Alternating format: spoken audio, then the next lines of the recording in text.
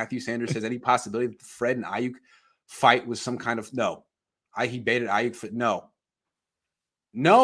That's the thing. Like he's trying to sound like Fred Warner is trying to make it sound like, oh, this is just me sort of being a big brother trying to get the best out of Aiyuk. You knocked Marcus Johnson to the ground.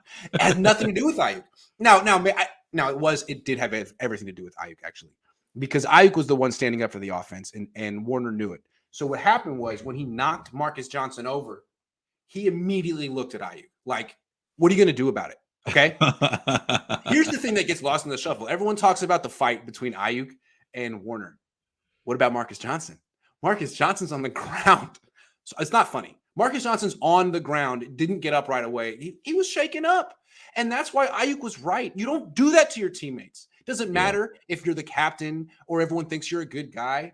You're wrong. And a lot of coaches would kick you out of practice, not for the whole week, but for that day. And they didn't. So Aiyuk had to do what he had to do. I'm on Team Aiyuk for that. Fred, you know you were wrong. Yeah, you were Fred's wrong. chippy, man, and I can imagine being on the other side of the flexing and the jump into a flex like he does. His teammates and flexes on him in practice. Like, come on, Fred. Yeah, that's not kosher.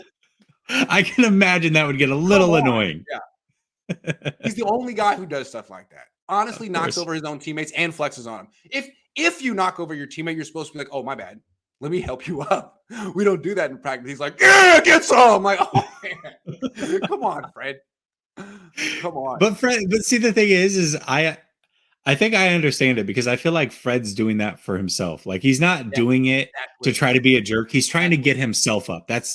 He has to play that way. And I understand it. I respect it. But being on the other side of it, super annoying. Because it's almost kind of fake because he wasn't that way in college or his his rookie year. I think Saleh probably sat him down, or D'Amico or whoever, and was like, "Look, man, you got to get a whole lot meaner. You are a finesse line because he's a safety. You are a finesse linebacker. You were getting dragged around the field. You got to get bigger and meaner." And he came back with a whole different mentality. I think the person he got it from was Quan Alexander. Quan was a little bit like that. He wouldn't hit his teammates, but he was loud. He would talk a lot of shit. Yep. And I mean, the coaches loved it. And I think Fred Warner was like, "Oh, like he's like, you signed him because of that. I can do that. I can have that persona." And so he's taking on trash talker. Yeah, I can do that shit. Absolutely. Thank you, Jeff. Thank you. DM me for that promo code. Saul, what's your expectations for the O-line this season? Oh, you don't want to know, man. My expectation is they're going to add some people to it because I don't know that they have a starting center at this point. We're going to talk about that in a minute. I don't know that it's a finished product. Breaking news, Jimmy. Did I not get that already? Zayd, thank you. That was someone else, I think. On the team. It's 9/11/2022. And Jimmy Garoppolo is still in the 49ers. Man, I'm going to have to make a video later. I'm going to have to call some sources and see what I can find out about him. Toby Rivera says, "I enjoy watching you. Keep up the good work. Really excited to see Trey and Brandon look up in the regular season." Here's something real quick about Brandon. He is making these like acrobatic Michael Jordan full extension. Not Michael Jordan, but like he looks like Jordan. Like got like the legs out and the arms up every day. He can make he looks like he's way taller than he is. I know that was the book on him coming out, but he's doing it now. He's using every inch of his reach. And it really shows the difference between him and Debo because Debo can't do that. And Aiyuk is making these catches in the end zone. Like he could do what Crabtree couldn't do. He can really catch these fades in the end zone. It's a really nice part of Brandon Aiyuk's game. Just want to put that. You know what it reminds me of? Remember Brandon Lloyd? Yes. They're like the same size. They're around 6 foot, 200 pounds. Yeah. Like I don't think Aiyuk's Brandon Lloyd was anymore. I think Aiyuk's 210. He's huge. He probably, yeah. I mean, Lloyd was definitely a little slimmer for his whole career, but talk about body control. Jeez. Aiyuk has it, man. He's a really good route runner, really good body control, and the hands are crazy. Couple more. Corey Wiggs, Jordan Matthews towards ACL. He did? Wow. That's awful. I feel so bad. He just spent the last 3 years of his life. That sucks. That's what sucks about being a professional athlete. You know, just like something happens one day, like, oh, can't do this anymore. It's like if I all of a sudden it's terrible. Sorry, that wasn't that deep. C. Turley says Jimmy G will have a great career in the XFL. Did you hear Jordan Matthews tore his ACL? Apparently, he just tore his ACL. It's terrible. Sorry to hear that. Sorry, Jordan. Good luck. Keep fighting like Jason Verrett. That sucks. Ryan says, honestly, it's a dub for Fred to be this way. And I don't think it's fake. It's just he knows he's an all-pro linebacker, best in the league. The team will love that attitude when the season starts. I don't know. Yeah. I mean, there's a line. I don't think he needs to cross it. I don't think he needed to knock Marcus Johnson over. What did Marcus Johnson do? He's not even going to make the team. Who is Marcus Johnson? That was just like,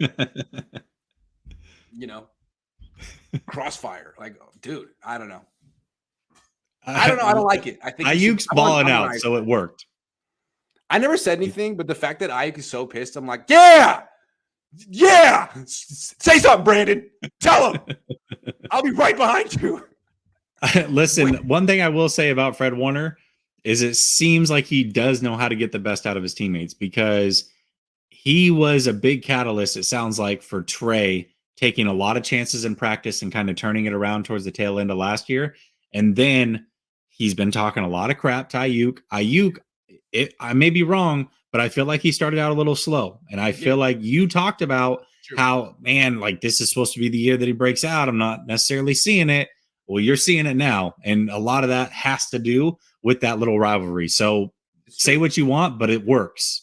It's true. Look, maybe Fred Warner is doing 4D chess and he's bringing out the best in Aiyuk, because Jimmy Ward said today, well, we're going to talk about it, but called him the best player in camp other than Bosa. But again, you really needed to knock out Marcus Johnson to do that. Like, what did Marcus do? Marcus seems like a totally nice person. I don't understand. I think Marcus didn't deserve that. Sean says, a reporter asked Kyle if the backup quarterback should have similar traits to the starter. He started talking about Nate Sudfeld's 40 time. So I think Nate is the fastest 40 on the team. No, he runs a 4.93. I looked it up. What are you talking about, Kyle? Dad's gonna win the I remember again. that. Maybe. I remember that. I hope Rita Oak draws and one Jimmy. That's a good visual. Like hot sauce or something. Yeah. Yeah. The voice ad professor. agency says, is Trey Lance having up and down days because he's not playing it safe? Yes. Is he really testing his arm to the fullest again? Yes. He threw 9 passes today. 4 were deep. So, I mean, 2 were dropped. 4 were deep. It's kind of like that, as opposed to Nate Sudfeld, who's like, where's the running back in the flat? Boom, immediately. Where's the tight end? It's like, okay, great. But I mean, Nate Sudfeld threw a 3-yard pass to Tanner Hudson today on 3rd and 9. It's like, why'd you even practice that? What was the point? Why would you even practice that? I understand maybe doing it in the game because you're so terrified of like being judged or whatever, but it's practice, dude. What? You're practicing doing the wrong thing. I really do feel like, and I went back and I watched it yesterday and reposted it. The Fred Warner interview where he talked about bringing that out of Lance and telling Lance, like, you're not giving us good looks because you're not taking any chances. Like, yes, you're being perfect and that's awesome, but you're being too conservative. Make mistakes. It's okay. And then they started to see him open up and make these crazy throws. Yes. If that conversation never happened, I almost got to wonder how good Trey Lance would look from a standpoint of he would be completing a lot more passes. And we would be talking about, oh my gosh, Lance looks so good. He's so accurate. He's this, he's this, he's this. And then when the season came, we'd be like, this ain't it. Like, this is not at all what we saw. Yeah. He's not, you know what I mean? He's not taking chances. He's not making big time throws. He looks a lot like Jimmy did with some legs, right? And so him making these mistakes is probably good for his overall growth. I love that he's taking these chances and working outside of his comfort zone and willing to make some mistakes and figure out what does and what does not work in the NFL. He's a surprisingly good deep thrower. I thought he was supposed to be inaccurate down the field, but he is throwing dimes down the field.